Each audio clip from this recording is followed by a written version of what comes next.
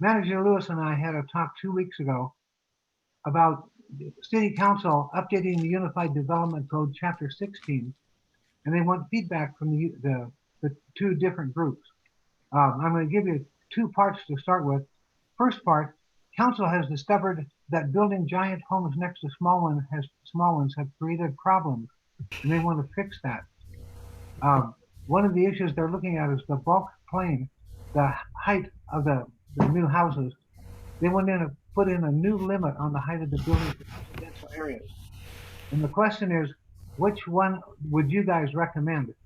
For the first, since 1942 to 2014, it was 12 feet, was um, the bulk plane. Then they raised it to 18 feet in 2014. We also want to look at lot coverage and the building to the edges of the lots, and the big buildings just overpowering the little ones. And they want to do something about flooding when the big houses dump all their water onto the next door neighbor's property. That's part of the UDC code. Second, council is ready to do something real to save our history. They would consider a preservation proposal with some teeth. They need some direction. They are ready to hear about official preservation declarations for historic structures. What I'm recommending is um, that you give yourselves the authority to declare structures historic, and you make the historic designations. I recommend that you make changes to the UDC Chapter 15, which is the HPC chapter. Include the power to designate with preservation protection zoning for individual places. I would recommend changing the wording of UDC 16611B to say that preservation application should be made to you, the HPC, and you would have the authority to approve it. Currently, the city staff does that. I say you should give yourselves the authority to create a historic overlay zoning designation for each property and do it parcel by parcel. If there's a larger area, give yourselves the authority to create a protected designation for the bigger size. I know you're already working on an inventory of historic houses and buildings. Reach out to the community and look for houses that people want to preserve and see if they would fit your definition of historic structures. The historic preservation zoning overlay would need to be carefully written, and it would be real. Could the homeowner make exterior changes if he was in a zone like that? Could he put in storm windows? You've done lots of research with other cities and have some good ideas to put together. There would be a need for a way to appeal whatever decision you make to the city council. In my discussion, there's a good possibility that the city might be open to waiving the city portion of the property tax as an incentive. Manager Lewis asked that the proposal, when complete, be sent to council and copied to him. It needs to be officially submitted to council for consideration. That's kind of the core, but I just kind of rumbled through it. We have an opportunity here. Council wants to fix some stuff they broke, and you guys at the HPC have the opportunity to come up with some plan that would include a stronger version of Talk about 1 more minute. Okay, well, I'll just ramble on for a minute. Does anybody have any questions? Well, Doug, I know I got, and I think all the commissioners, did you all get the survey on the Unified, what did you call it, UCD? Yeah, Unified Development Code. There we go. And it was interesting when I went through that survey because it seemed kind of leaning one way. I don't know if anyone else, did anyone else get the survey and get a chance to answer it? Yeah, I did. Lauren said she didn't. How about you, Helene? Sorry, no, I haven't. I'll go ahead and forward what I have, which I guess I got from Nancy Fenton a while back. Is that survey still open, Nancy? It is not, and I hate to be such a stickler about these meetings, but we have to be cautious to not be discussing off topic. This is for public forum. If you have a question for Doug, I that's did. fine. Okay, but we just can't be doing it, adding something to the agenda off topic. So, Doug's done his time. Are you ready to move on to Mr. Goldstein, or do you have another question for Doug? Nancy, how come we can't finish this topic of the survey and where? Okay, It's so not if on the the survey, agenda. It's not on the agenda, CJ, so we can certainly put it on if Melinda is, or the chair, excuse me, is open to it, we can put it on the agenda for the next meeting. Well, can I, a quick point of order here, if you don't mind? I do actually have a question for Doug. Thank you. So I'll jump in and say that first of all, I appreciate Doug taking the time to join our meeting tonight, as this is very much a function of the Historic Preservation Commission. And while we are a new board, new commission relatively at this point, it seems apparent that possibly we were somehow bypassed in this process. So if it hadn't have been for Doug to take the time to reach out to me, and then we then communicate all as both of us to the commission here, I don't know if we would have necessarily known that this was in the process. So I would ask Melinda, Chair Ellswick, if she would be willing to put this on the agenda coming up, if we have time. Now, if this is something that needs to happen within the next 30 days, that this may be something that, well, I don't know if it's possible, but maybe we put it under new business this evening. It's certainly something that's very important. 16-6 area of the code is very dated when it comes to us and historic preservation. And I think this is an opportunity and something we need to strike with iron is hot. So that's my statement. Now comes my question, Mr. Cohn. Where were you reading all of that from? Was that from a letter to council from the city manager?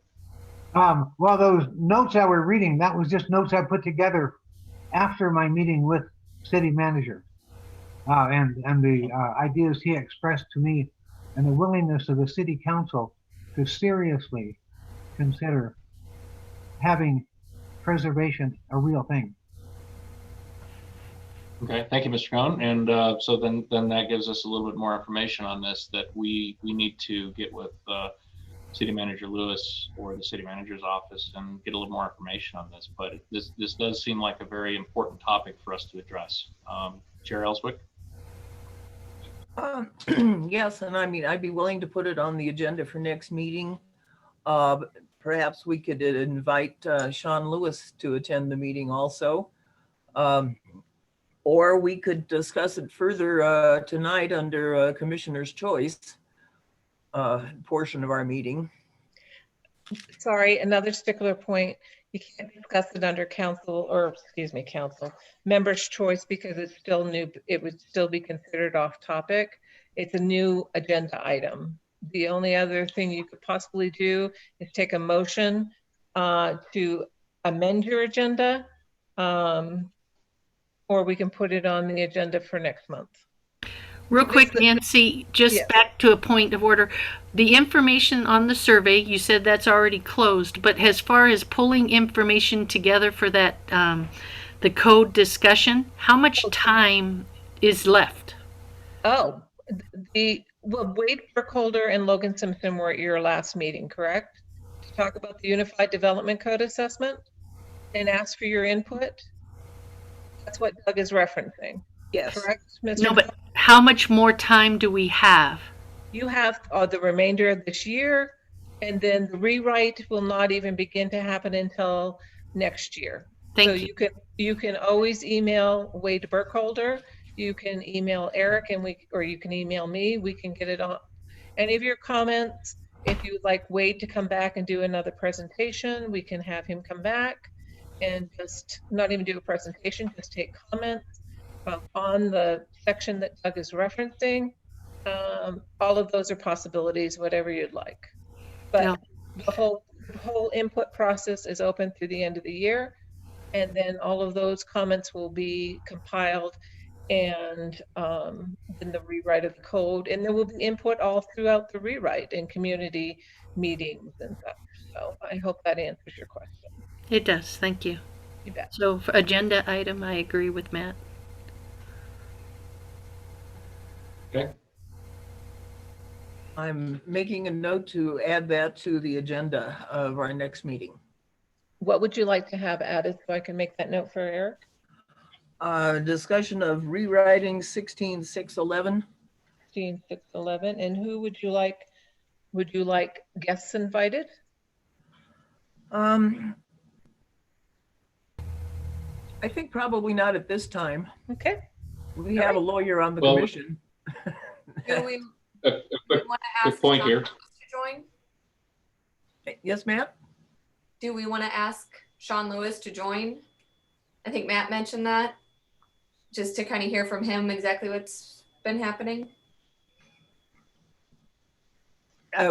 Yeah, I think, I mean, it would be good to have him, to at least ask him to join and tell him we're discussing that. Well, I'll also throw out the idea of our city council person, Dave Cuesta, helping us out too, to echo what he knows of his team members on the council. Yeah, it's, I'll say he's not here tonight. Too bad, because he might be able to help us out with this, but. And I also have a question. So one of the next items on our agenda is to finalize the draft landmark protection language. And that's essentially that language is going to go into Title 16, isn't it? Yes. So, okay, we can so that's some of the things that we would be adding to this or suggesting to add to the Unified Development Code, correct? Yes. Okay. Again, we're getting off topic. Sorry, I'm going to be the stickler tonight, but we can certainly talk about that when that comes up on the agenda. Are there any more questions for Doug? Thank you very much, Doug. We appreciate you joining us. And You're welcome. I would be willing to send my notes as an email if anybody would care. That would be great. Okay, I'll send it to you, Matt, and you can send them around. Perfect. Will I do. have your email. Okay. Thanks. Thank you, Doug. Well, thank you for letting me get into your meeting tonight. And I'll let you guys keep on working. Thank you, Doug. Thanks, Doug. Okay. So next is Mr. Goldstein. Chair, do you wish to give him 5 minutes as well? Yes. Okay. Mr. Goldstein? Hello, everyone. I'm Josh. I attended last time, and I'm a former architect, and I'm working on the Cinderella City project, which is a historic exhibit for the old mall. And I had talked to you folks about the Civic Center and City Center redevelopment, and I'm of the opinion that we should keep the building, the Civic Center building, the former Broadway Southwest of Cinderella City, if possible. So anyway, I'm working on an adaptive reuse study of my own for just out of the goodness of my heart to show a vision of what could be if we kept the building and adaptively reused it. So I'm just here to check in, I guess, because I know that the letter, it sounds like there's some movement on protecting that building. And so I just wanted to show up, and if anybody had any questions for me, or I just wanted to find out if there was any update on potentially saving that building. So that's it. Thank you. I can give you some information on that, Josh. Eric informed us all that it was within our purview to give a memo or a letter to City Council urging the preservation of the last of Cinderella City. And I actually drafted a straw dog memo that we were to discuss tonight. But Eric has asked that we table that this week so that he can and Wade Burkholder can be here when we discuss it further. Excuse me to interject. It's Dan Poremba, the Chief Redevelopment Officer, who's the project manager for City Center. Okay. So we are moving forward on that. are doing what we can do. And I know Jason suggested you could look at the State Historical Society's forms for designating getting on the state registry. And I looked at that form and I discovered that one question it asks is it already on a city registry or something? So that we might be able to help with that if we designated it ourselves. And even as the 16611 is currently written, the commission can designate it without applying. We can just blast right in there and designate. So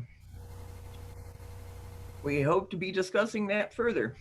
And so I'll give a quick update on Jason. I worked with Jason a little bit over email, and it seems like just reading some of the statutes as they are, like the building isn't old enough. It doesn't have the, architectural character. It's not part of the mall anymore. It was built after the mall. All these things basically made it sound like it really wasn't going to be able, we wouldn't be able to get it on, we wouldn't be able to protect it. So I wasn't sure if, I kind of gave up on that, but it sounds like, so let me ask this, does the commission, if what you're talking about goes through and we interject something, do we actually have like legal power to save that building? Or is it just like our opinion is officially don't tear it down? It's basically, I think, just our opinion. Okay. To intercede, and I mean, it is not required actually that it be over 50 years old or something if it's of significance in the history of the city. And since it's the last remaining piece of Cinderella City, which was certainly an iconic thing for Englewood in its day, then I think it meets that requirement of as far as significance. Okay, thanks. Real fast here, I do have a question for, I actually have a question for Lauren, as she's got experience with color preservation. I'm side sorry, of things. Mr. Does, I'm sorry, Mr. yeah. Crabtree, to interrupt, but this is the time to ask Mr. Goldstein questions. Okay, then I can do that. So I will ask Mr. Goldstein that if there is an opportunity to prove that this structure is a important historic, even though it's not of the right age of building, that it has enough historic significance in the city of Englewood, and we were to potentially proceed down a path of saying that there is a historic significance of this building, do you think that would be something that you would support also, to save it in that manner or otherwise? Yeah, absolutely. I'd save it in any way possible, personally. I was fully expecting that we wouldn't be able to protect it just purely based on its aesthetics or its age. So I was expecting that we would have to do some sort of adaptive reuse. You might have to modify the building a little bit to make it into something that, like, make it into the heart of city center, make it somewhere people want to be. If we don't keep the, Englewood offices in there, things like that, there might be something you could do. But if we can actually preserve it because it's got historic character, absolutely, we should do that. I was just expecting the other case where it's like, it's not worth saving, so what do you want to do? Well, I think I'd like to discuss possibly off the record with another commission member, Lauren specifically. She has a lot, or Jason, they both have a lot of experience in this, and I'd like to learn a little bit more about that, because I would hope that could be an avenue that we could explore. I do have another question/statement directed towards that's relevant to this situation. It's a question somewhat for Josh, but so actually let me ask it this way, Josh. Have you reached out to the architects yet that are involved in this project? I have. Tried? Yeah. Have you had any luck with getting any responses from them? They've been slowly responsive. I don't know how interested they are in my ideas, which I can understand because I'm just coming out of nowhere. But So they are responding, and they've reluctantly agreed to look at whatever I produce. And I just hope that they would take some of the ideas under consideration. But yeah, so we've had a little bit of an email exchange, and they're at least responding, albeit slowly. And it seems like they're sort of pushing off a little bit, but at least I've got their ear, maybe. Okay, but does it sound like they're being receptive to any of the ideas sent forward so far? Because it sounds like, I mean, for me, looking at what I've seen thus far with this, is that they're just planning to just steamroll that building and just say, forget about it. I mean, have they been at all receptive to your ideas, and or do you even have any frame of reference on that? I haven't given them any ideas. I mean, I'd like to. I want to show them some, it's easier to show a vision and say, here's something you could do, as opposed to just talking about it. But so far, at first they basically give a lot of defensive things like, well, we haven't fully considered everything yet, and this isn't set in stone, and of course it needs market research, and it needs X, Y, and Z. And so I get a lot of sort of ambiguous, we don't know exactly what we're going to do, but it seemed like they were leaning towards tearing it down for any number of reasons. So it's hard to know if they are going to be receptive to my ideas because I haven't sent them yet, but it does seem like they've already sort of landed on we should tear it down, and I'm trying to pull them back and be like, can you consider not tearing it down? And I haven't heard really if they are actually considering that, or if they're just paying lip service. I'm not sure. Sure. Okay. Well, that's good to know. So that's all my questions. Thank you. I have a question for Josh. It's okay. Nancy, is that okay? It's a question for Josh, yes. Yeah, it's a question for Josh. Okay, just checking. Josh, It's okay. I just want to first say, like, I did get a sneak peek of a little bit of Josh's vision, and it's really inspiring. He is creating something communal and beautiful, and he's using the original structure, and it's very exciting. So I just want to say that. I hope you don't mind, Josh, that I'm, letting that cat out of the bag. But that's fine. Thank you. The question I have for you is, we spoke and you shared some of the backstory of the architect and developer and their plans. And then I repeated it, and I want to make sure I got it right. So was there a request for proposal from developers and architects that in it included that they would not destroy the structure? These parties won the proposal, and then they presented plans that included destroying the structure? That's basically my understanding, because I looked at all the proposals that were sent for the RFP period, and I didn't see any. They all included this building not untouched, but it was certainly on the plans. It was certainly in the rendering. So this open house that happened a few weeks ago was the first time I ever saw anything that showed them tearing it down. So to me, it was a big surprise. To answer your question, yes, I think. Yeah. Okay, thank you for that clarity. And if there's any way for us to just, I don't know, get clarity on that. I just find that interesting that a proposal was put out where it wouldn't be touched. This architect and developer won that proposal, and then their first plan out of the gate is to demolish it. And I'm just wondering what their reasoning is, and if there's anything there that gives us any leverage to helping not just your mission, but my mission too. I think your vision is beautiful, and I'd like to do whatever I can to help save the building as well. Let me know if that's true. Does anybody have any information on that? Am I allowed to ask that? We would just be getting off topic. Okay. We can talk about when the chair gets to the city center redevelopment. We can certainly I'll have a little bit more information, and that's where Mr. Parema could possibly come next month and answer all those questions. Okay, thank you. Thank you, Josh. Thanks, Helene. Okay.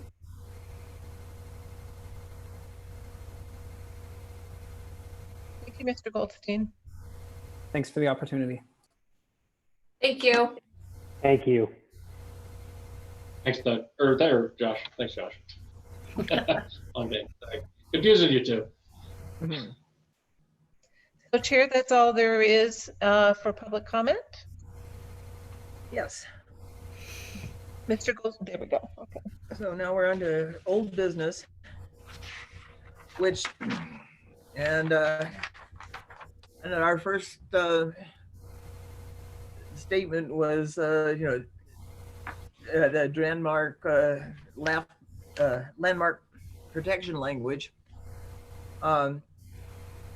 which I'm basically suggesting that the paragraphs that we've put together so far just be added as like paragraph 4, C4. There isn't one right now in 16611 that basically says once we have designated a building as a historic landmark, then anybody wanting to demolish or radically change the design requires our approval. And that design review was basically what we were talking about all along, and the city attorney didn't quite grasp that, I think, when she reviewed it. But if we're going to work further on rewriting the whole historic preservation section here, maybe we include that when we rewrite. What does everyone think? So I've been looking at the information that Jason sent, just the standard CLG ordinances that the State Preservation Office has put out. And I mean, I think in that document on page 36 is the, I think they call it the Preservation Ordinance Limited. And section 5 has, I think all the information we're looking for alteration, relocation, or demolition of listed properties and districts. And this would be a case where we're just giving the recommendation to make, specific changes or to follow specific guidelines rather than having actual teeth to follow those guidelines. And that's what I was going to suggest, but it kind of sounds now like council is more open to giving us teeth to actually approve or deny, alterations. So I'm wondering if we couldn't go with the more expanded version of the CLG ordinance that they have, of the preservation ordinance that they have, which includes, the guidance and process for actually reviewing and approving. That makes sense? So, yes. And so I'm saying now is not the time to finalize it maybe, but to add it in as part of our rewrite. Yes, I agree with that. Yeah. Yes. With going with like the stricter one, or not, I don't want to say stricter, but the more expanded one that gives us a little bit more teeth. Yes. Okay. Because that's sort of been our complaint all along, is that we don't get no respect. So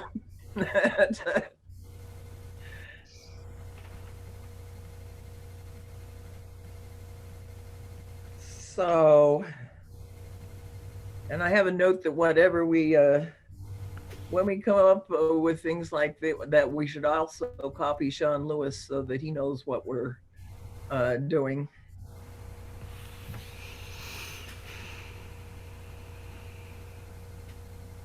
So a quick point of order here, Melinda. What's the next steps, I guess? Where do we go from here?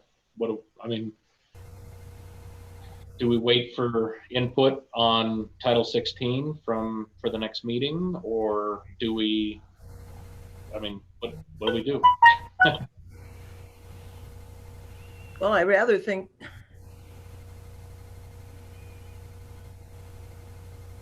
they'll be upset if we go too far without somebody from the city being aware of what we're doing. That is a fair point. However, it is our position as the commission to be able to present recommendations to council, and as we're appointed by council, don't get me wrong. Obviously, it's incredibly important to involve Wade and these other members of community development in this, but we also operate as a commission appointed by council. So, if we feel that there's something right we should be doing, then we should certainly proceed with that, with or without any other involvement. So, I don't know if that's the right thing to do at this moment here, Belinda, but you get what I'm saying, right? Well, and yeah, there's, I'd say in a, including the design review language is one thing. I kind of like the idea of changing it to rather than filing an application with the city, they file an application with the commission. And say right now it says city council has the final say on that, presumably based on our recommendations for anything we want to nominate or that we want to designate. If I may bring guess up, that's another question is why? well, one thing real quick, and maybe I'm wrong, Lauren, Cash, and Matt have been truly involved with this, is on all the other organizations that we've looked at, Greeley, Longmont, I forget which ones, don't they all go through the city first? Well, yeah, I mean, I'm sorry, Melinda, what, you can go ahead. No, Cash, I couldn't, yeah, I couldn't tell you for sure. I don't know without looking back at all of them. I don't remember. The best that I can do right now from memory is to comment not necessarily on the exact process that's taken, but the steps that were involved. Okay, so whatever avenue is used to communicate initially, and we're talking just for clarity, we're talking about possibly the demolition process or those sort of things, because that was predominantly what I researched. Okay. Mm-hmm. So a demolition application would be submitted to whatever department. And then through that department, it would then be routed to the Historic Preservation Commission if it met certain criteria for the structure itself, certain age, certain area, potentially if it was designated or not. It would be the point of the local commission to comment if it was designated or not. And the commission would have the review process over what further they do. I think varied from city to city. Denver has a very strict process. They have a very strict process overall, but all portions of demolition, which was quite nice, actually. The preservation of trees, the preservation of structure, the notification of the community, all those things, I think, are very important in this process and should be part of that. But I think to basically summarize it, most cities, the public would communicate with the department in the city, and then the department would then relay that for approval to other departments, one of them being the Historic Preservation Commissions, to comment and or approve or deny. Cash, is that a pretty good, you feel like that's a pretty good summary of what I think that's a fair summary. I mean, you're certainly right that Denver has a unique and more restrictive process for demolitions than probably anywhere else in the state that I'm aware of, at least. And yes, I think that that's right, that it funnels through, as it does now in Inglewood, through a city building and planning department, and then gets put out as necessary if there's a commission like ours that has to approve it, as is the case in some cities. What varied, I think, between some of these different municipalities that we looked at is what power did a commission like ours have to approve, deny, make recommendations? And that's obviously been a discussion we've had amongst ourselves, but that varied a little bit city to city. But yes, that's a long way of saying I think that's a good summary, Matt.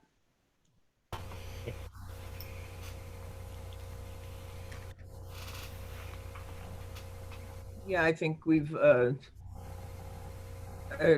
maybe it's just that we haven't been around that long, that the city forgets that we even exist. And so it wouldn't occur to them to ask us about something historic. So I have a question as far as next steps. I mean, can we have a vote right now on, because we've been like finalizing the draft language for these landmark protections. So can we have a vote to finalize that right now and then send our official language to the city attorney?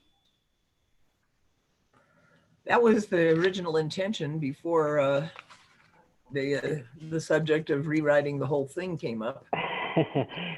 Separate and apart from that, before I make any comments on that, can someone remind me where the latest iteration of the language is? It's not in the agenda, I don't think, unless I'm missing it. Sorry, I should know this, but. And to just comment on that too, I noticed that the meeting notes, the packet information was not attached to the agenda this time. So normally for agenda topics, there was some sort of background information attached to the agenda. Did everybody else see that too? I'm sorry, Matt, what was that? I wasn't provided I with was just any curious. attachments for the agenda. Okay, interesting. Okay, that I was just curious then. But yeah, then to second what Cash had said, yeah, I'd like to see the latest wording again, also just as a refresher. So what I've been looking at is just the model CLG preservation ordinances that Jason sent out last month that the State Preservation Office has out. That's what I've been looking at. And I can email that to everyone right now, just so we have it to look at. But that's what I've reviewed. I have it already. Okay. And I was looking to see where I put the. Lauren, could you please send it to me? I'll need to attach it to the agenda for the public if you're going to be reviewing it. Okay. Thank you. So Mateo, the last writing we have, is that something, I'm guessing it's something that was sent out, but maybe months ago? Yeah, I'm trying to find it in my email here. And I'm having trouble with that. So Jason sent it on September 16th. I think he sent it during our last meeting. Not the CLG stuff, the idea of what we have written. Because we had something, I think, already written in draft, right? And isn't that what went to the lawyer? Yes. And that's where. Just to know, that's where it is. It was in a an email from Cash to Dave Cuesta, who was going to. And I'm looking for that now.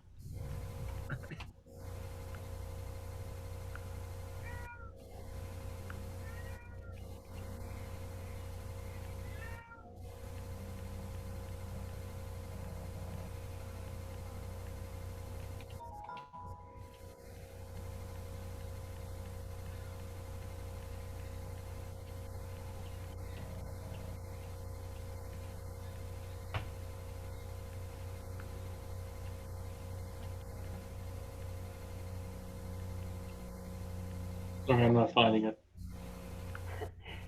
No, nor am I, and I know it's my email, so. You only have 3,000 left? It's on the Google Drive. Is it? It is on the Google Drive? That's, yeah. Anybody look for it here? Say so. HPC.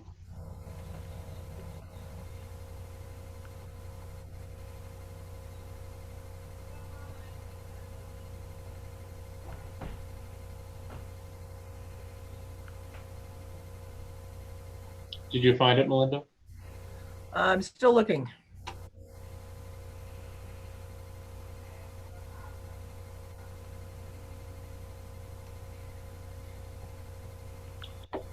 I'm not seeing it on the Google Drive.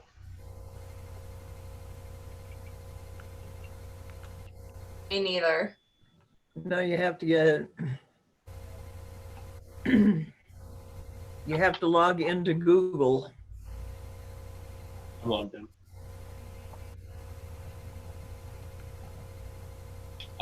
Nancy, as a quick point point of order here. Do you have anything on the record that you're aware of from previous meetings about the wording on that? I could certainly look.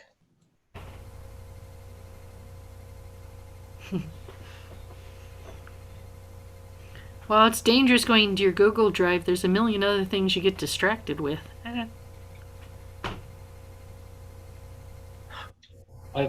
Yeah, okay. I think to avoid this in the and future, it's Melinda, being is a way that we difficult get, right now. yeah, if to avoid this in the future, I don't know if it's possible, but could we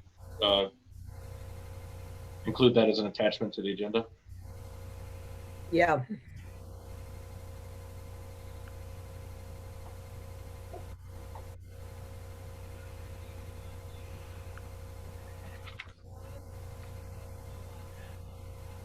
And I remember seeing it. That's the most frustrating part of this.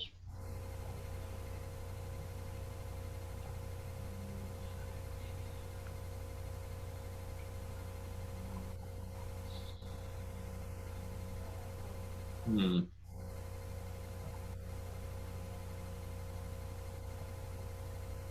Well, should we table this discussion until next time, by which time we will hopefully have found it? Yeah, I mean, if we find it between now and the next meeting, I think it'd be good because it's before we submit it to the, we obviously all need to be read up on this before we submit it to the city attorney for review, but Well, and if we're going to rewrite any other parts, we'll have to submit those too. So Yeah, I mean, that's what I was going to say. I think that's a good point to consider is if we're taking on this larger project of digging into the Title 16 of the code, do we do it all as part of that? I'm not opposed to doing this separately because I know we've kicked this around and worked on this for quite some time. yeah. I do think it probably makes sense for the next meeting, even if we do this part separately, only because I think we need to make sure that we have concrete language. This is the proposal that we are going to send to the city attorney. This is the proposal that we are endorsing and voting on. I think it's a little hard to vote in the abstract without the specific language. Lauren, I know what you're saying, but I'm a visual learner, so without the language in front of me, it's a little tough. But I think we could easily accomplish that by next time. Just to follow up with Mr. Crabtree's, I went back 4 meetings and there was no language attached to the agenda. interesting. Okay. Sorry. No, All right, well, I appreciate it's it. further back than that. Okay, sorry. So if you do wish to table it, I would just need a motion, a second, and then I'll take a roll call.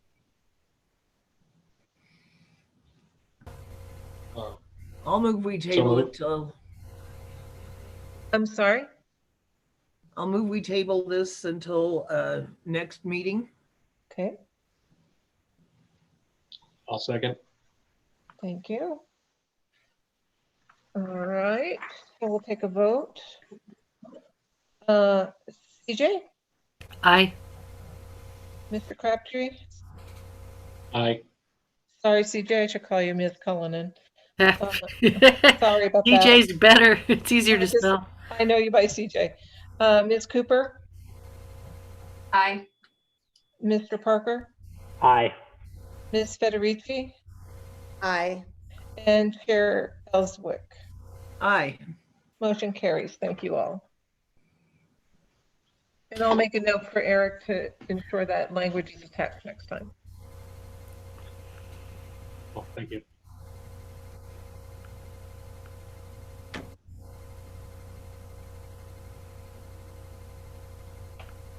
All right, and then next is the neighborhood mapping project. And That's us. progress. That is CJ, myself, and Madeline, and we've been working on the first draft, and we actually have something to show you. Is it possible for me to share my screen? I believe Yes. you should be able to. Okay. Give me a minute. The button down at the bottom. Drum of the roll.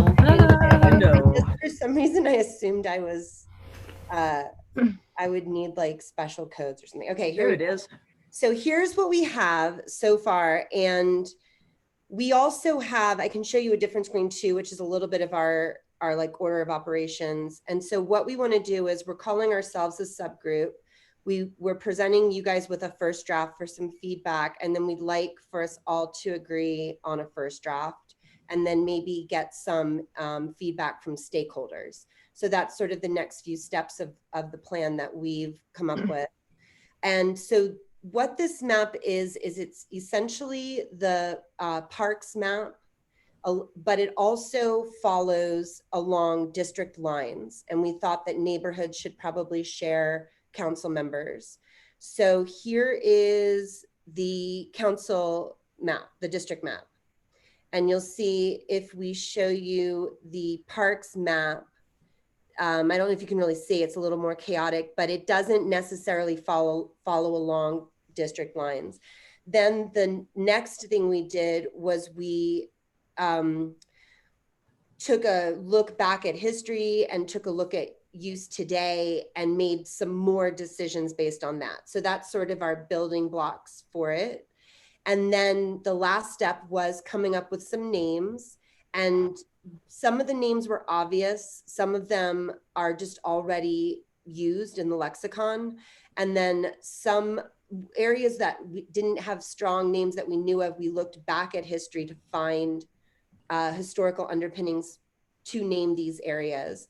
And so an example of that would be like Signal Hill or like Crystal Acres, which was like a small part of this area. So it became like the inspiration for this area. So far, I don't know, CJ, what do you have to say? The idea that it was, first things first, was for those that were there with Mike Jones and myself, like we've said before, we got lost in the minutia. And like look up on the left top part, Evans South Lawn Estates. Just so you know, the word South Lawn was one word, just so you know for the future. I didn't notice that till just now. Okay. But in that sector, there's 3 subdivisions. There's the Evans Estates, there's South Lawn, and there was another one that was like 2 blocks maybe. When you go down below it, the Inglewood Industrial, that said what we've named Inglewood Industrial North, is basically that. Like any of the houses seem to be more in what I'll call the estates area up north.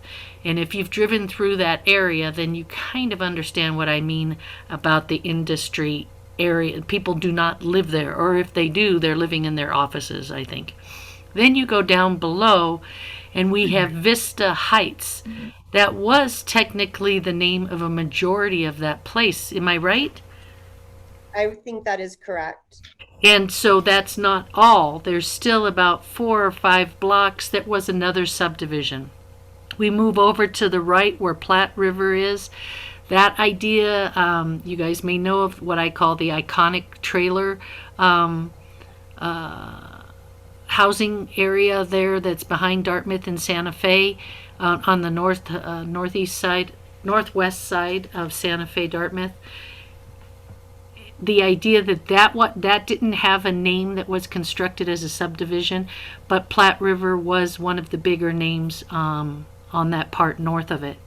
Cushing Park, I'm going to go ahead and say Cushing Park, Jason Park, and Duncan Park were all taken from the comprehensive plan of 2000. What year was that? Does anyone remember?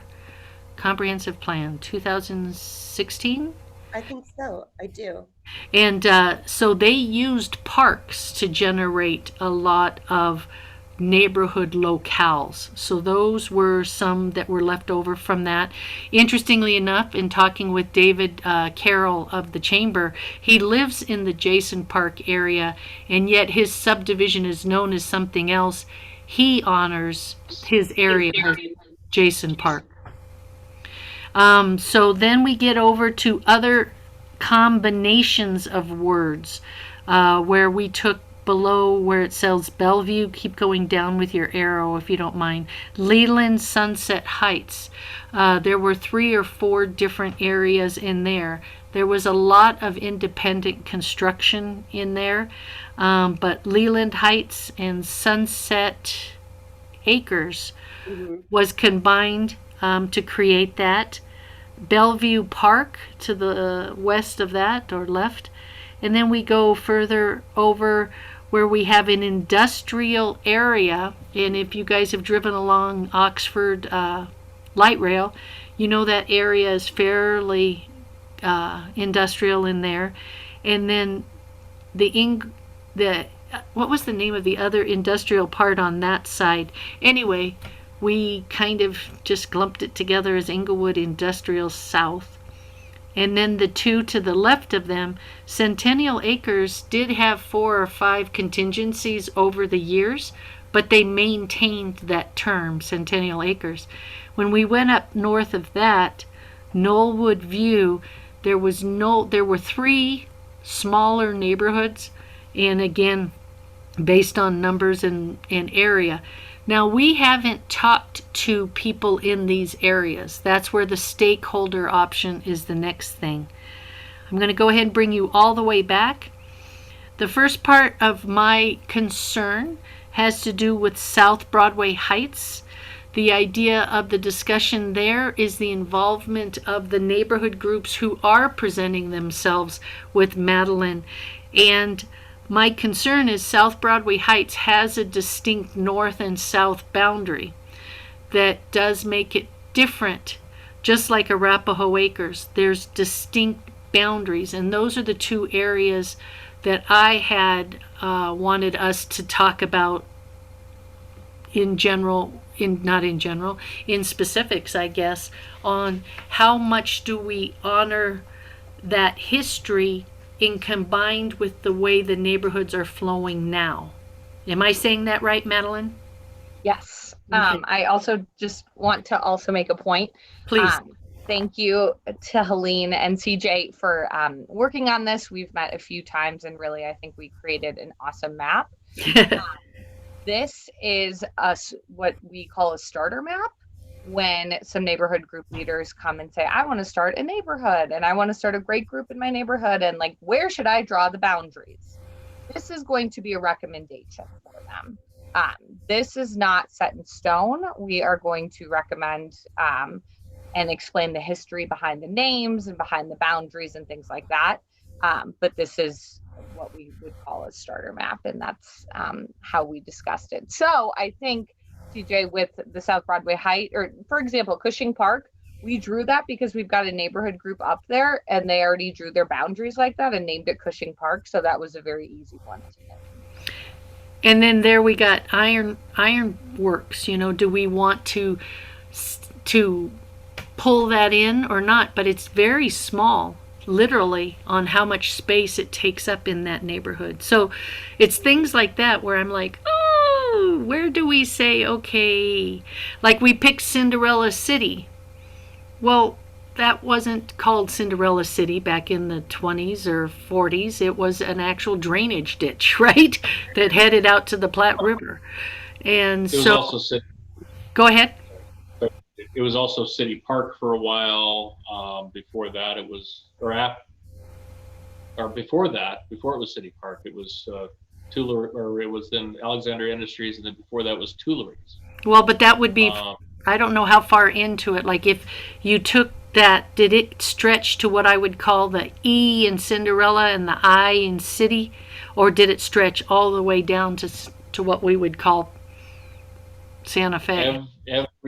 Everything from Santa Fe to Broadway. Wow. From the entire Cinderella City area was originally part of Tuileries. That was the original plotting of the land, was the Tuileries amusement park. Okay. After Tuileries, that became the Alexander Industries, both from the film studios, outside filming, airplane manufacturing, that sort of thing. And then after that, it became City Park. And then after City Park, it became Cinderella City. So, you know, if I look at that, go, maybe that should be Tuileries. Yeah. Okay. Maybe. What do you recommend in terms of, I mean, should I maybe just email everybody a copy of this and we can talk about it next meeting and see what kind of changes we have? Because the other thing is too that I want to go ahead and present is Swedish Craig.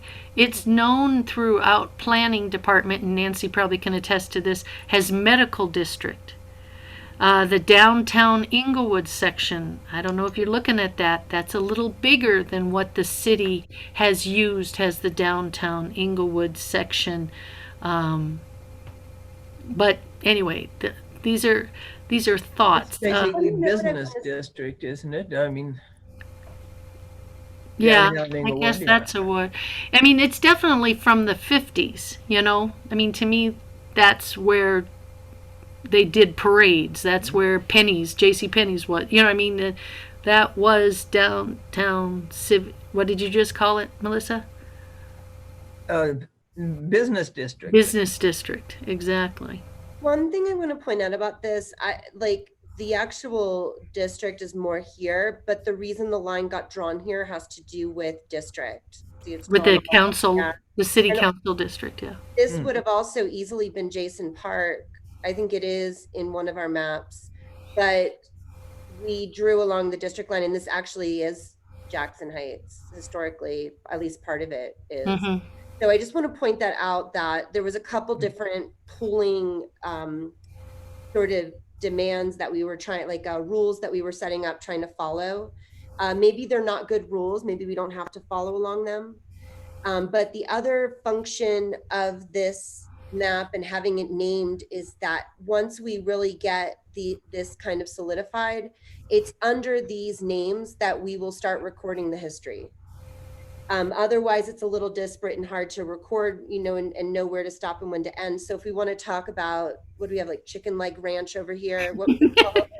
Oh, chicken something ranch, that's Chicken for sure. Something Ranch. If we want to make sure and record that, it's going to go under the Jason Park history. And so it's, you know, that's the next step when you think about issues you have with it or recommendations you want to make for it. Just know that that's kind of the function in the next phase of the plan, to record the history under these names. So the other thing that I keep butting my heads against is like Arapahoe Acres. That's Downing, that comes down between Crystal Acres and Arapahoe Acres. And then on the north side is Amherst. Well, Arapahoe Acres really is only Marion to Bates. And it's that little corner. So then the idea is, do we keep it this little corner that kind of, oh gosh, that's the wrong word I'm thinking, and I'm not going to say it out loud, that changes the design for the Crystal Acres thing, because now it crosses Downing. I'm just curious about some verbal feedback from you guys, because it was one of those things where, you know, Madeline's heard me, and thank goodness Helena's heard me more than once, you know, state that is our historic district in Inglewood. I would like to honor that. What do you guys think? Stick with it, keeping it a bigger area? What do you guys think? What was that extra area there next to Arapahoe Acres? Interestingly enough, the part, oh God, aren't you amazing, Helena? The part between Bates and Amherst was kind of Amherst Park, an Amherst subdivision. When you go over there, I don't see the park anymore, so I don't know. And then down on the left side of Arapahoe Acres, so down between, on to the right of that, but yeah, right there. That part was called Betts Addition. Now, what we've noticed is these additions, or whatever, we'll just call them additions, must have had the developer's name, because there's no other reason for it, if that makes sense. You know, like some of the places were Carnation Farms. Those had the Carnation names, owners' names. But yeah. TJ, I have a question. So those Please. other areas here that are included in Arapahoe Acres but aren't officially Arapahoe Acres, Right. what is the architectural style like? Is it the same as what's Not at in? all. No, it definitely distinctly changes. On the south side of Bates, you know those houses are different than the north side of Bates. Okay. I mean, the historic district was mid-century modern, started in 1949 by this developer, Edward Hawkins, and architect Steinberg. They did not touch those other parts. Matter of fact, Doug grew up north of Bates right there, and he remembers as a kid playing where the land was Arapahoe Acres. It's kind of cute. Okay. Thanks. Mm-hmm. By the way, this map is amazing. Great job on putting this This together. is awesome. This is Yeah. really, really cool. One thing to say about that is that all that history that CJ just shared with us and all the details would go under this, it potentially, just playing devil's advocate, it would go under this umbrella. So again, we would keep the history, and we're envisioning a way to even have like an interactive digital map that has that history built into it so that it's not really being lost.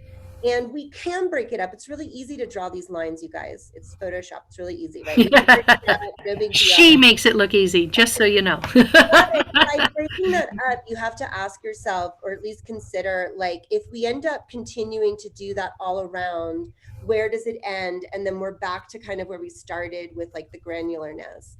So that's the struggle, that's the battle. And so these are the ones we've drawn as of now. It's all subject to change, but we don't want any history to be lost. So just because lines are drawn here and there, maybe Vista Heights, this was shared with one other. So, you know, and maybe instead of drawing the lines, we enlarge this part of the map, draw it, show it, point to it, say what date, what years those were, all of that, and preserve the history in this digital installation that we can create. The other thing that was interesting, especially Matt, the Cheralyn neighborhood, I can't find it. I can't find it. Sure. All I could think Should of be. is because South Broadway Heights took it over. Oh, that could be. Well, I always thought that Cherlin was actually the first 3 blocks of the area that you're defining as South Broadway Heights there, the first 3 blocks in from Broadway. I always thought that that was the Cherlin community. Yeah, that's what yeah, because it's so weird. I'm like, oh my God, it's lost. I don't see it anywhere. And Where Well, did the quick point horse on car that. run? I mean, it ran on Broadway, but it got down to you see where the scoop down is of Hamden, that where City and Craig, there's the Hamden kind of scoop of highway right there. So that's where the hill starts going up, right? And then, like Matt said, take it for about 3 blocks south on Broadway. And then that's kind of, to tell you the truth, it didn't go very far. So the Cheralyn thing went from where the word Mansfield is, maybe even, or Heights, and then back. If I'm correct, I was wishing Doug would stay on so he could see this, but I was just curious. Mm-hmm. yeah, I know it's in the video, the exact streets that it ran between. Mm-hmm. I did not watch that one yet. And I'm sure Melinda will probably understand my next question here. The Bates Logan area. Yeah. We always kind of associate most of that area as Strayer's Broadway Heights. And that's definitely where the B and L is heading west, correct? Yeah. I think it's most of that area. Yeah. Well, it doesn't, I don't think it stretches past Logan by any means. Broadway Strayers. Well, And I'll tell you, but I don't I know, this used is my- to. Yep. Go ahead, Melinda. I used to live on Logan there, and my neighbor told me that uphill from Logan going east was once strawberry fields. Love that name. Oh, And that you could still get volunteer wild strawberries popping up in your lawn. I would just throw it out there as an idea. We have South Broadway Heights, staying in character with the whole Broadway Heights thing. What about calling this North Broadway Heights in that area? And at least that's we're north of interesting. Strata. That came Or- up as a discussion in the Mansfield Heights area. When we use the word North Broadway, right away that throws me into Denver. Mhm. Oh, that's true. Or, I like I don't know, and this is a personal opinion, and everybody's going to have their opinion on this, for sure. Well, and I think that's So, what we're going to try to start hearing and incorporating Yeah. into the computer aspect that Helena's talked about. But please. It'd be neat to retain. Yeah, it'd be cool to retain the Broadway Heights, aspect to that area, knowing that, that was the Strayers Broadway Heights. I mean, that was such a large. Back up north there is what he's talking about, that Bait Mhm. Logan area. Sorry. It's called Yeah. Strayers Broadway Heights. Okay. There's Again, a that's large probably percentage the of that. developer name. Yeah. What would be cool is to know where you guys know the boundaries are, because my map only had 3 blocks. Oh, I think that's larger than that. I isn't mean, it, like, Linda? by say 3 blocks, so it's Lincoln, Sherman, Grant. 3 streets, I should say. And how far south? I think it went from Well, Dartmouth. Is it possible Dartmouth to Yale? Yeah. I think it was definitely Dartmouth to Yale. And that's it's on the Sanborn maps. Right. And I think it might go further over, but in the days when this was built, the city stopped at Logan. So And now, wasn't the town just on the other side? Wasn't there some significance of Logandale, or am I confusing that with another area in the city? Well, the I noticed Logandale further I down- have down south. That area seemed to be called Logandale. yeah, I think that's where Was that Logandale was. historically called that? Okay. That's what I have from 1927. Okay. You maybe, yeah, that may be. And then, in the, what's cute is in the Jason part, I'm sorry, down here. What's cute in south of Cinderella City, what's that first one called? Logandale. In Logandale is the original downtown Inglewood. In that area there. Jefferson was Main Street at one time.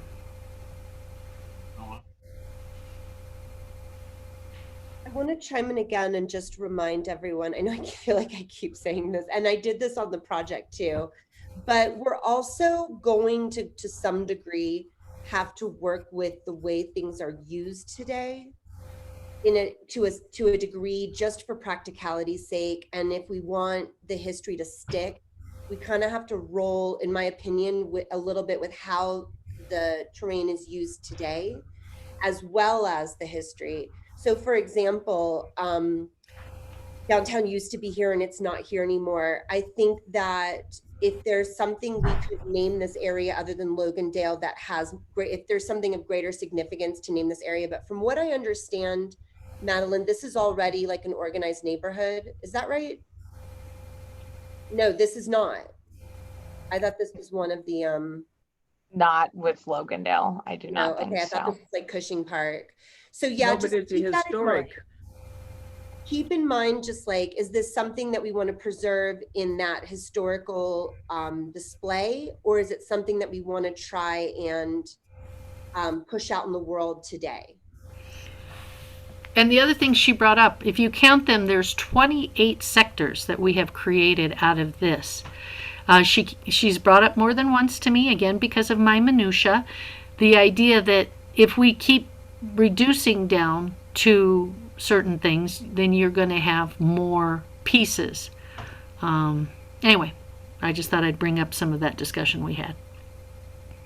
Yeah, I was just going to comment. I think this is excellent work. Thank you for all the work that you've done, because I think you've made the decisions that needed to be made and struck a balance between the smaller neighborhoods and not getting too granular versus maintaining the historic character.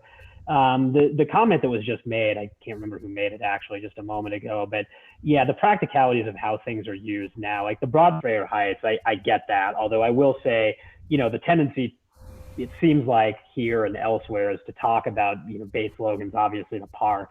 People talk about neighborhoods in terms of parks, at least right now. So I'm not, I don't have any objection to that. I understand that's historic in character, but yeah, I think you do have to be careful to talk about things in the way that people talk about them on a day-to-day basis more commonly. But this is really good. This is exactly what needed to be done. I know it took a lot of work to get here, so thank you.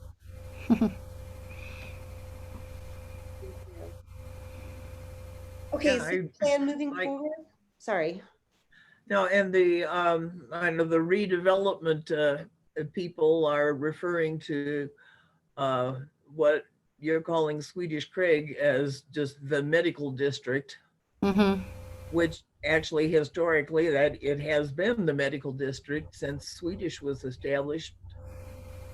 Well, but if you think about it, though, Swedish used to be just the hospital. Now there's a lot of buildings around there, has medical offices, x-ray, surgical suites, and different things. So it did used to be, I remember even at one point, there was even a psych hospital out of somebody's house, down on the southern part there. Yeah, but anyway. Well, then Swedish was a TB treatment center, I think, originally. I've seen pictures. Correct. Of, the tents on the hillside where the patients lived, because that was the treatment in those days, is that you had to stay outside for a year. The one thing I definitely wanted to touch base with the council members on, those that do know their areas, is asking them, how does this sound to you? Are we slamming anybody? Are we missing somebody? Because this could have easily have been called Swedish.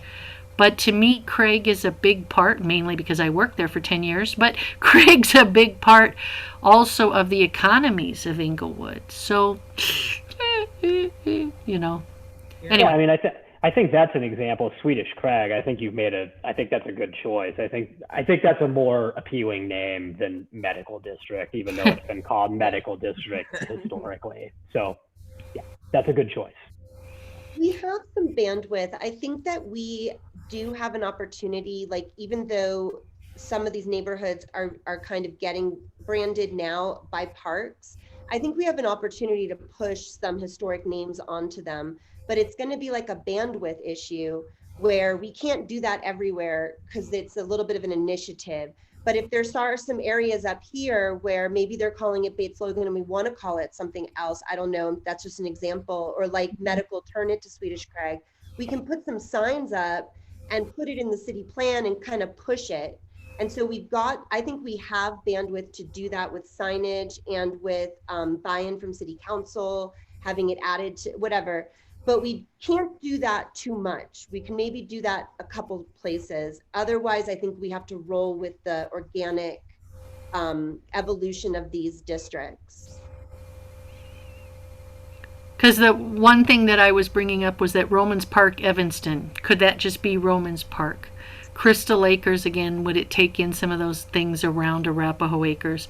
Leaving it at this point to move forward, I'm fine. Of course, you've heard my, what would you call that? Constructive input. Constructive input. Yeah. Arapahoe Acres. So moving forward, I will create a couple PDFs. I'll do one that shows the district map underneath. I'll do one that shows just the map alone. I think the district map makes it look better. That's just me, because it has the streets on it. It makes it easier to read. Someone says, oh, I'm in Bates Logan. Well, I guess that makes sense. Or so I can send this to everybody. And then what do? We get feedback next month, next meeting?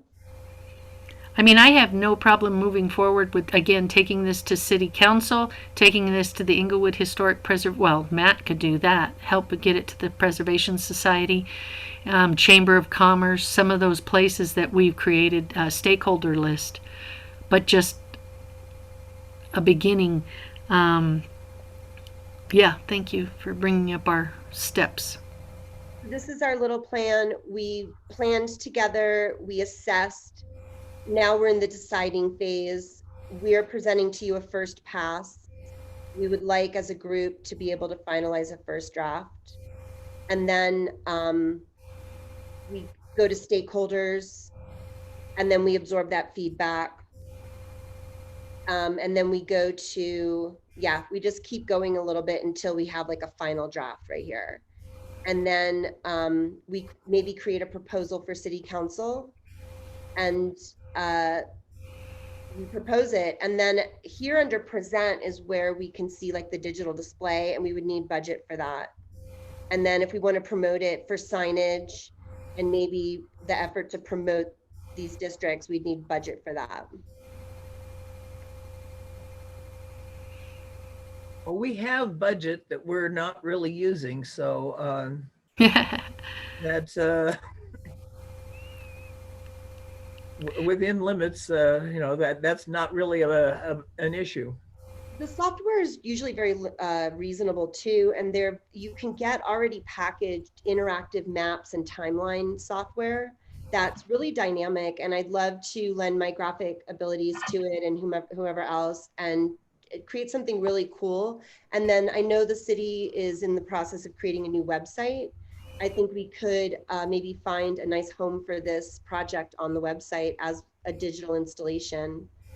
I think it would be a way, it softens the blow of some of the hard decisions we made to preserve it in that way, the history part. So it's not like we're just cutting out things, but we're actually creating an opportunity to preserve through the project. So no ifs, ands, or buts. You're liking it the way it is, huh, guys? Yes. Yeah. I mean, we can vote to approve this as a first draft.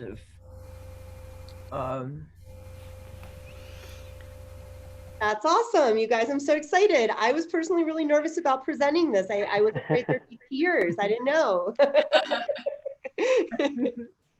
No, it looks really, really good. This is great.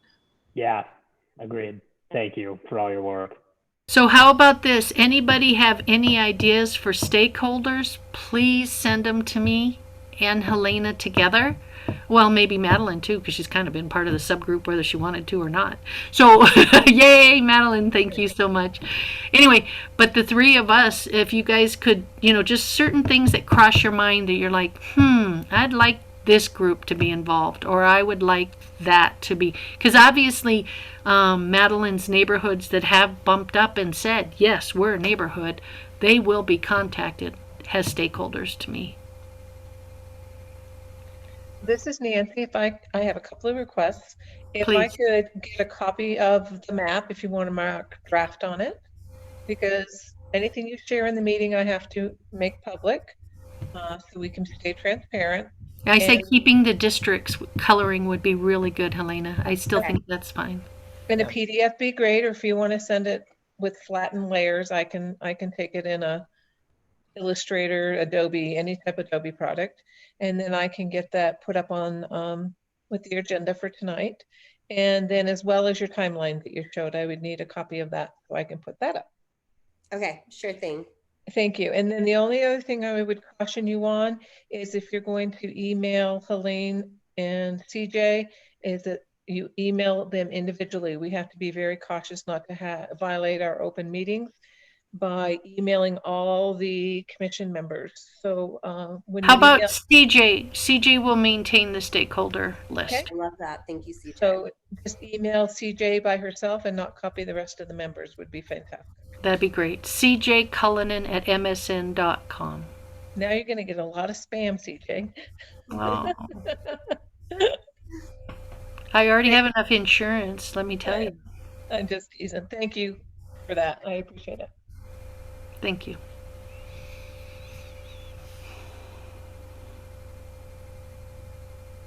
Guess we're done.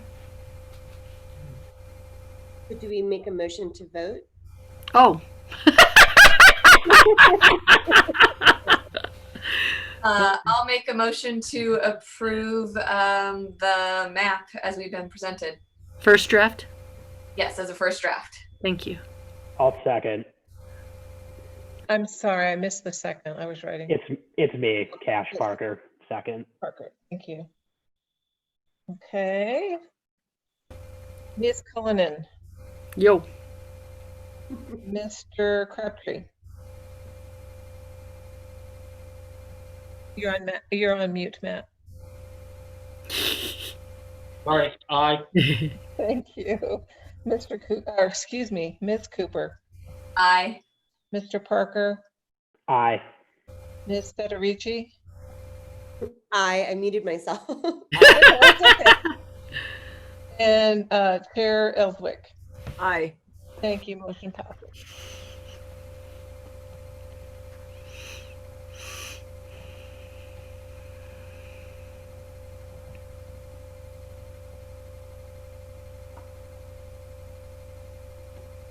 You ready, All right, Melinda? What's next? All right, onward. The next item of old business was the survey grant, and I think the second round of RFPs are not due until Friday. So since Eric's not here, I understand that the first batch of RFPs that went out to various were all declined. Nobody wanted to bid on it. So he consulted Lauren and Jason to see if there were more names, and those responses are due Friday. So we don't really have anything to discuss on the survey at the moment because we don't have a bid. So none of, even with that second round, no one's responded yet? Not that I've heard. Since Eric isn't here tonight, I can't be sure. But I do know before he left today, he did say, I don't know from whom. I don't think it could even be released, actually, the name, until it was closed, but there has been one response. Exactly. Celebrate good times. Yeah. That's all I know is there's been one response. And, as Well, the chair said, like we can't apply for a grant until we know how much right. is going to be in it. So that's just going to continue to be on our agenda for a while, I guess.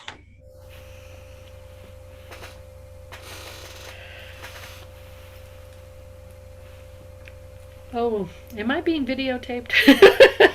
Yes. Darn it. Darn it. Okay. Behave, CJ. I know. So, Eric requested that we table the letter to City Council on the Save Cinderella City until the next meeting. I will throw out, though, if anyone has any other drafts of it. Of course, she said it was just an initial. Can we submit those too? Quick question, Melinda. What was the justification of tabling that right now? If I may, Eric thought it would be a good idea to have Dan Perembra, the Chief Redevelopment Officer, who is the project manager for City Center redevelopment, just come and do his presentation and answer any questions. I think Ms. Federici had some questions about City Center redevelopment. It's not to delay or try to sway you not to write your letter. It's just to, and if Mr. Goldstein, he certainly can be in the meeting and just hear the presentation, answer the questions about the RFP that were raised tonight. And then Eric would like to be here for that discussion for the letter to City Council. That was his reasoning. Yeah, and I didn't ask him any questions, but Josh Goldstein, maybe we ought to consider inviting him to the next meeting, because can't he give us quite a bit of what maybe we should put in that letter? Yeah, he hasn't seen it. Yeah. And like I say, I basically cribbed a lovely statement that the Historic Preservation Society sent to the city, also asking to save that building. So I mean, it's like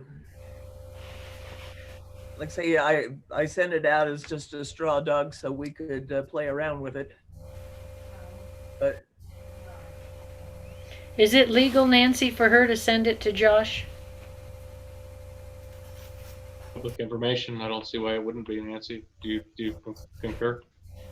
I guess, well, if you're going to send it to one person, if someone else requires it, or requests it, excuse me, you would need to give it to them. So if Eric has a copy, but if Mr. Paremba wanted to see a copy of the letter, or your next door neighbor, yeah, you'd have to just submit it. If you give it to one person, you have to give it to all. Okay. all right. Well, what if we include the draft as an attachment to the agenda next time? Okay. I like that. Then everyone will have it. Okay. Right.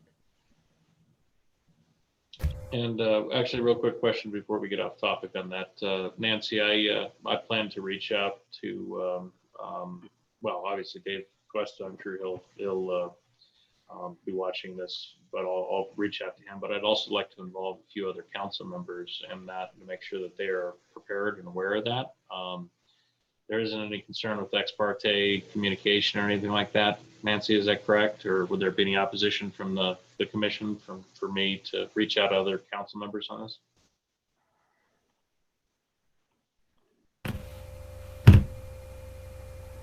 To invite them to the meeting, or? Just to reach out to them and let them know that this is, there's a concern that exists here. And it seems like there was a bit of a change in plans with the city center development. And there's a few concerned people, both on the commission and in the community. You certainly can do that as a member of you certainly have that right as a citizen to reach out to your council person. Okay. So I will do that as I'll do that as a citizen in the community here. And, or society president. Or society president. There you go. Say, because Dave Quest isn't actually our council member, Matt, although we could probably reach out to Othoniel Sierra, and I'm not sure how interested he is, but not to say that any of you couldn't, as private citizens, if you wanted to, that's what your letter would actually be doing, is as a consensus, expressing any concerns you had. But as the council liaison, Councilmember Quester, that is what his role is, to take concerns back to the remainder of council, but he is not here this evening. Not that I'm telling any of you something you don't know, but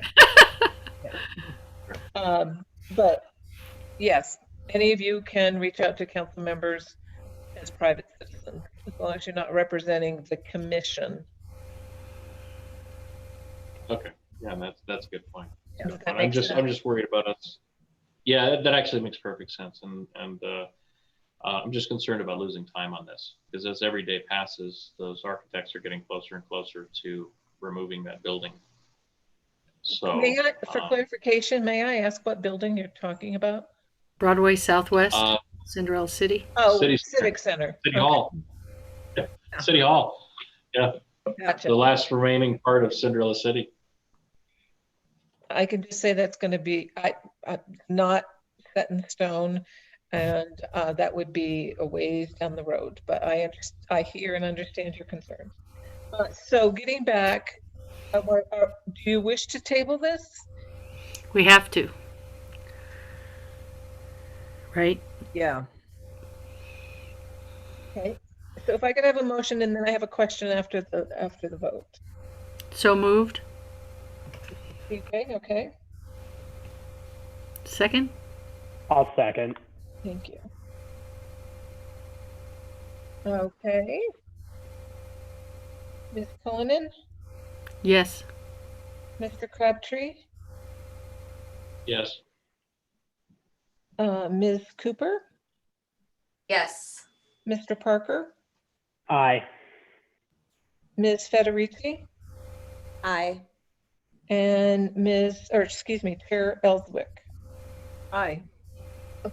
So are you wanting to have a bit of like a little part on your agenda for, I'm going to call it a study session, where Mr. Poremba comes and talks to you about city center redevelopment, answers questions, and then also invite Mr. Goldstein to also do somewhat of be able to answer questions, not under public forum, but are you inviting him?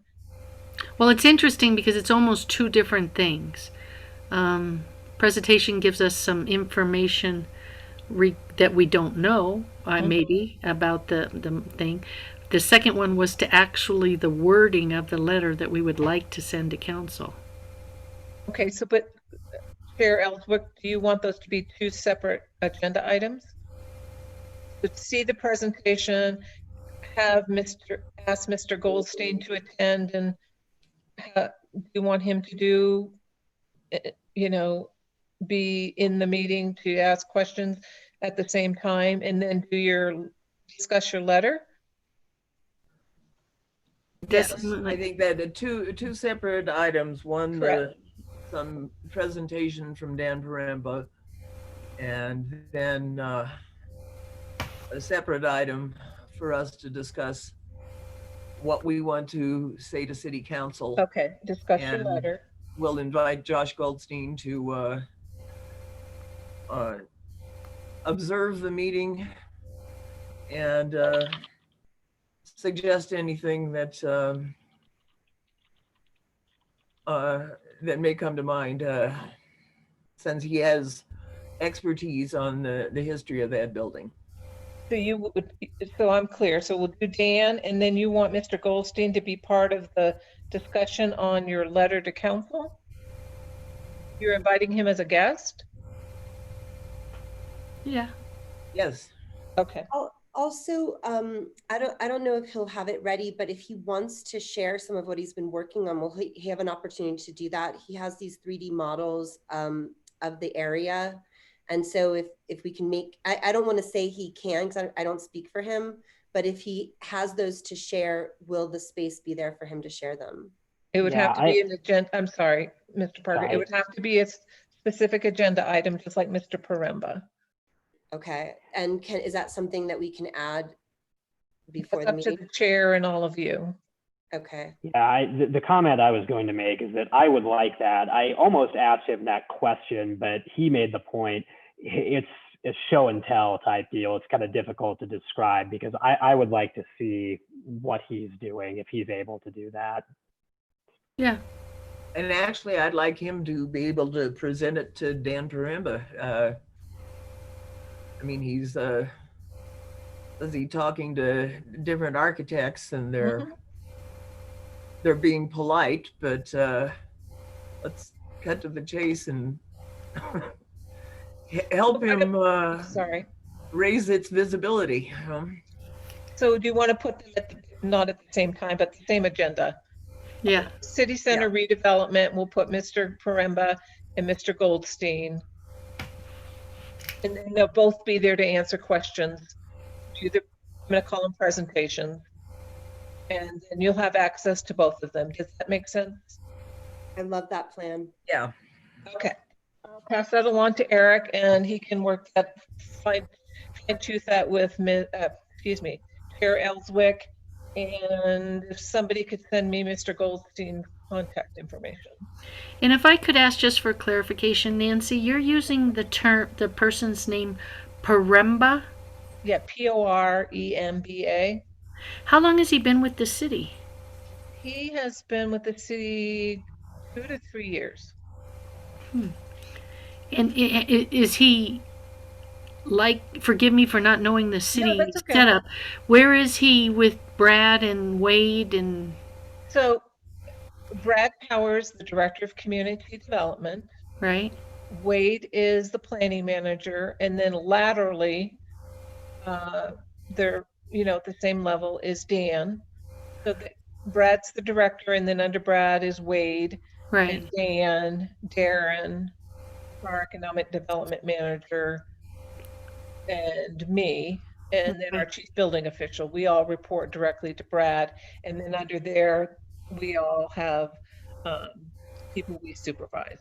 So when Wade came to the meeting last week, he kind of come in place of Paremba's? No, 2 different responsibilities. Dan Paremba is in charge of redevelopment within the city. Oh, that's why city. Okay. And the civic then Wade oversees the planning division.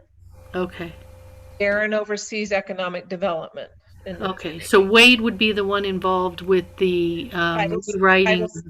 Title 16, also known as the Unified Development Code. So you're 16 dash what Doug was referring to. I went on the internet to try to see what the staff hierarchy is, and I can't find that anywhere. Does it exist somewhere? I'm not sure. Madeline might be able to help me on this, but at one point there were security issues having people's names and phone numbers. And I don't need phone numbers. I just need to know who. That's a good point with the web rewrite. I will ask. Well, it was interesting too because I was looking for something in Public Works, and only when I went to the building was I directed to the right person. And I was like, why couldn't I find that on the website? But anyway. Okay. That up. Thank you.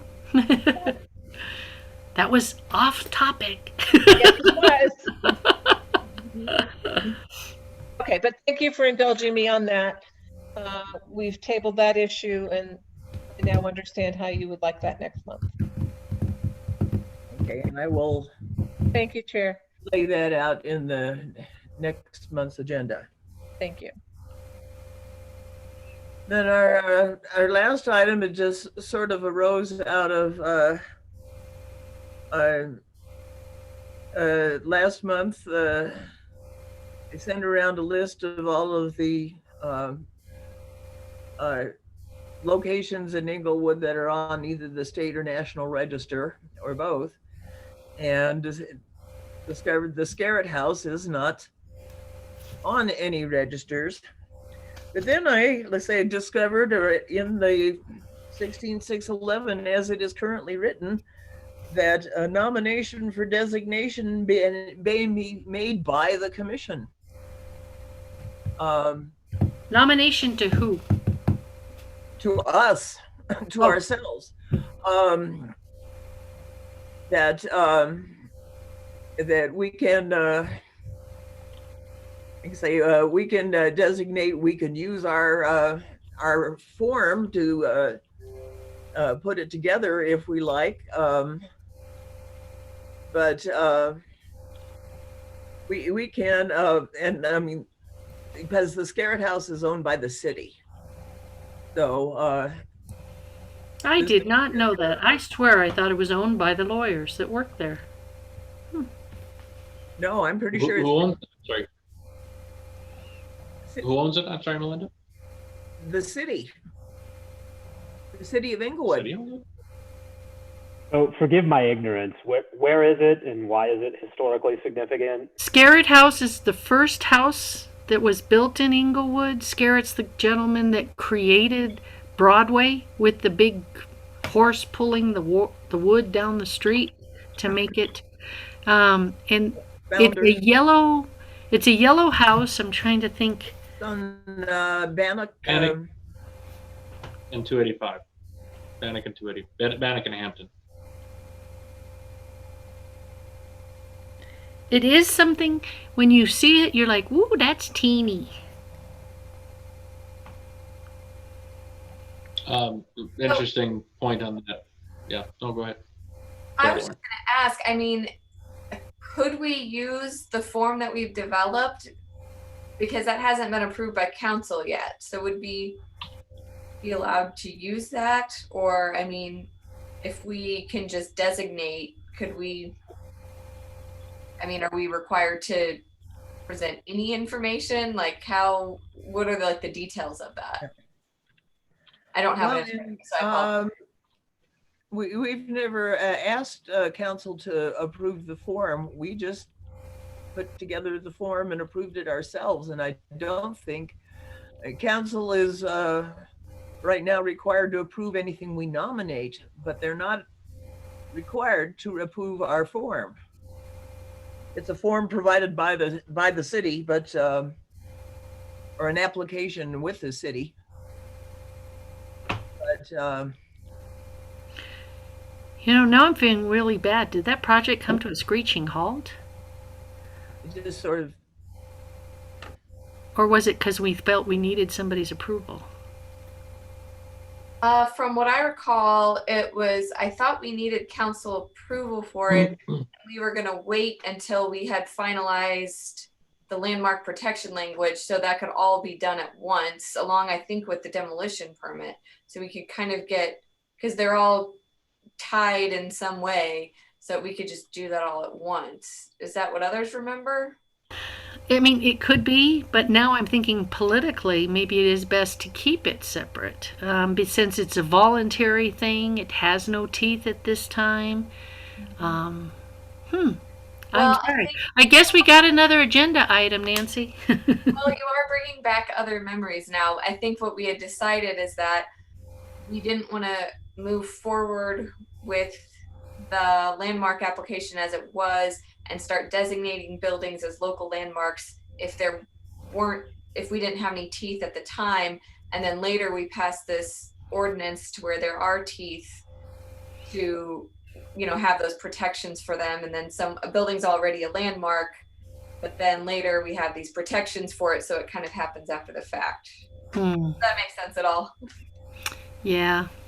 I think that's where we kind of went with it, and that's why it stopped. Yeah. And well, we put through two that were just practice on the Brown House and on the bank, and they were basically just for practice at filling out one of those, and for Eric to practice the parts that the city needed to look at. And of course, if we're going to revise some of this code, then it's like maybe the city doesn't need to look at it. Well, but I want to move forward with the landmark because that revision of the code, if I hear correctly from Nancy, we're talking another year. Yeah, which is a relief, actually. But I'm saying voluntary sign-in could happen before then. Yeah.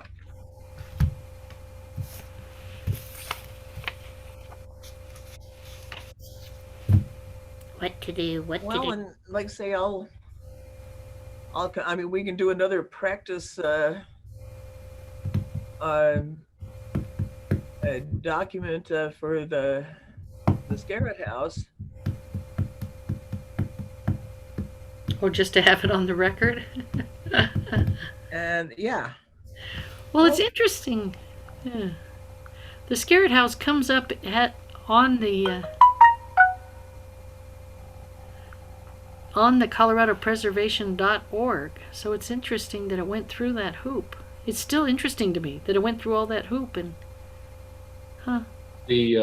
There was a fair bit of money that was invested in the restoration of the property, specifically the foundation, and I believe Colorado Preservation. Lauren can correct me. Just so you know, it says the Scarrett House was sold in 2005 to a private business.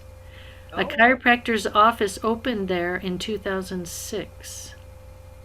So since 2006, I don't have any info. A loan from the Colorado Historical Foundation does not make it naturally. Wow. Isn't that funny? I think we just all assumed it happened. Yeah. Yeah, it would be, it would, oh, yeah. Well, I doubt it's going anywhere, but, you know, the Colorado Preservation date constructed 1864 with several additions through 1911. In April 2003, Colorado, you're probably reading the same thing that I was reading here. Yeah. Yeah.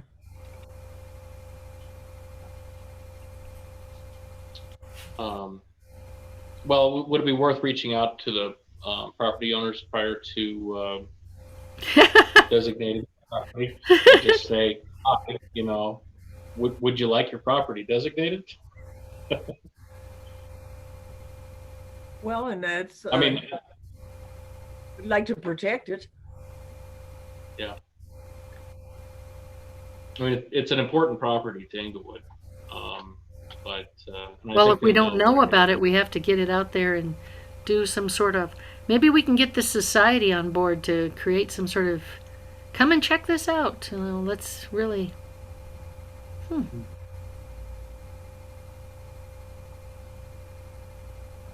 If you'd like, I can put together the information that would go into the application form.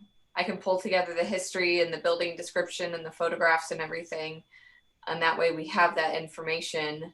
If you do that, then I'll take it to the owners and say, what do you think? You want to move forward on something like this? Because I don't know if the chiropractors still own the place. And when I went online, I can't see who the owners are of Scarrett House. Didn't someone it's owns it? What's that? Didn't someone just say that the city owns it? No, that's what someone said, but I don't see it. And I mean, that's what I understood. Like the city. They might be owned it till 2005, where they sold it to the attorneys, because it said sold too. I'll look at the assessor here. Research, hold on. It's, so the address 3560 South Bannock, I think. So stand by. Well, you guys talk all.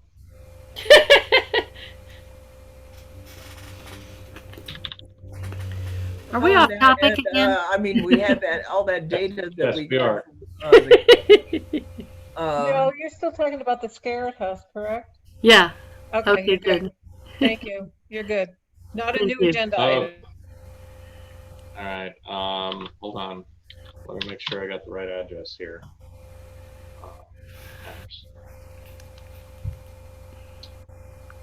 Okay, that looks like the right one. According to Arapahoe County Assessor, Manning Aaron M. and Mortimer Gregory W.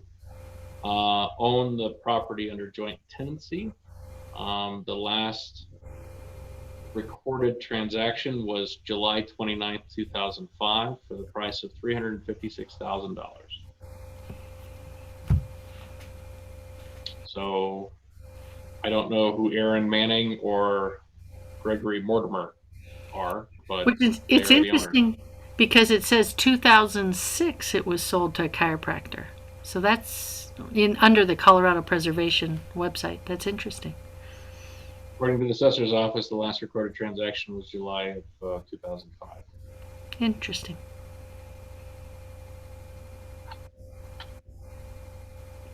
Okie dokie. Yeah, and I don't know where I got the idea that the city owned it. Just because they were involved with it, maybe.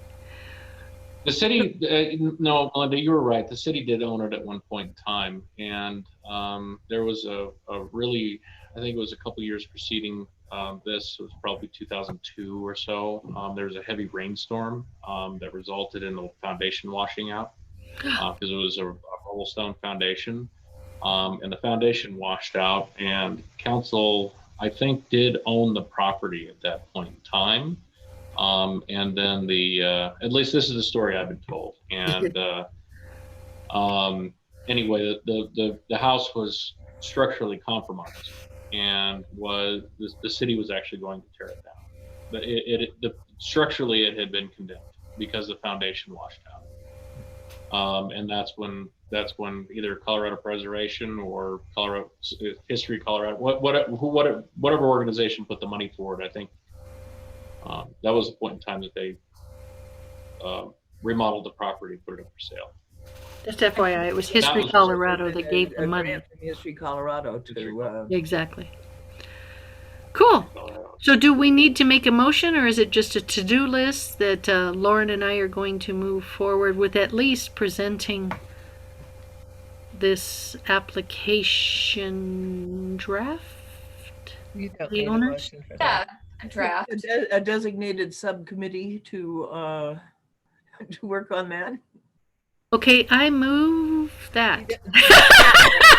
You don't need a motion. You Oh, just need a good. motion Phew. when the application is presented. So it's just a to-do thing. Is there consensus for CJ and Lauren to move forward in that direction? Is everybody consents? Yes. Yes. Looks good to me.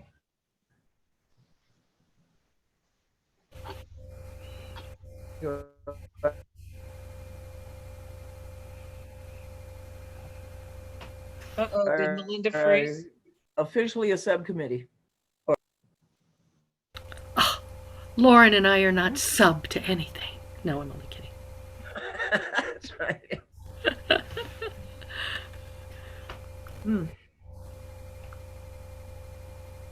I'm being told my internet connection is unstable, so if I freeze up, Mine said that all night. I saw that 5 times tonight. Oh, I think I dropped for a couple minutes during the early part of it. We can blame Zoom.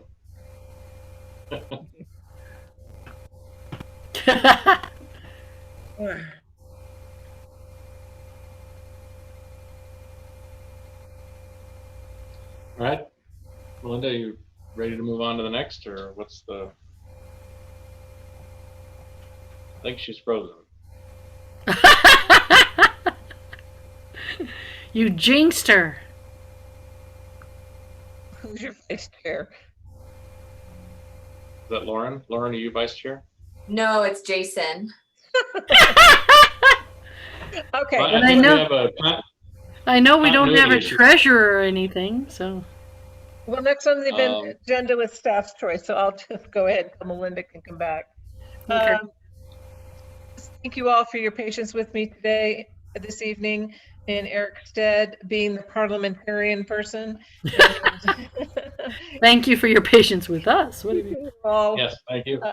Keeping you all voting by roll call and such. So I will pass everything along to Eric, and thank you for sending the emails so I can get those up on the commission's portal so the public can have access to everything, and we make sure we're staying very transparent. So, any questions that I possibly might not be able to answer? Oh, Melinda's back. Yay, yeah, Melinda. I just had to reload. Thought that might happen. Well, I think we've come to the end of our agenda, except for staff's choice and commissioner's choice. And Nancy just did Quick point of that. order. So yeah, Nancy did staff choice, so I'm on the commissioner's choice.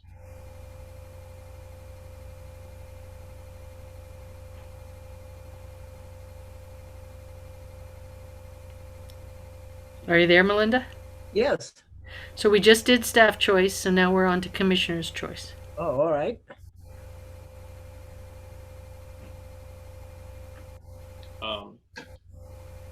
You wanna Anybody start have there, Melinda? anything that we haven't tabled till next time?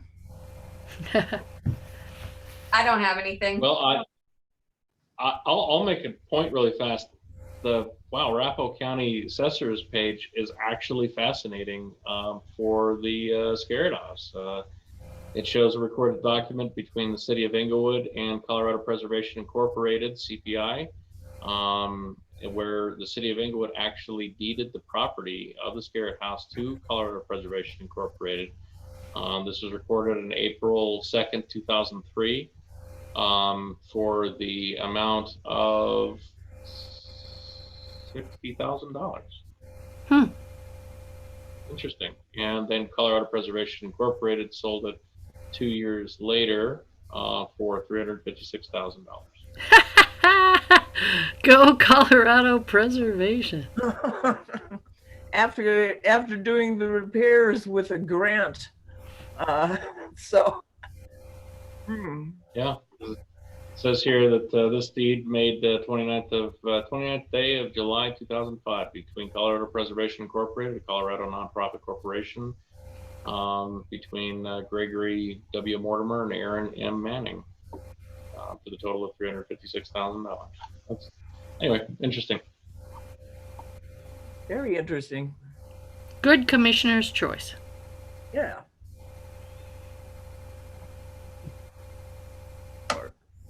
Just underlines our usual cynicism about these things.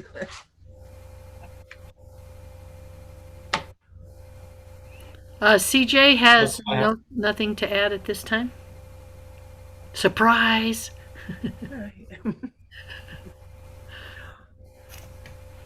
Are you ready to move? We adjourn? Well, wait, did Cash have anything? Did Helena have anything? I do not. Thanks. I move that we adjourn. I second. You don't need, as much as I'm being the parliamentarian, you don't need a motion in a second to adjourn. Chair can just adjourn. Yay. Authority to adjourn.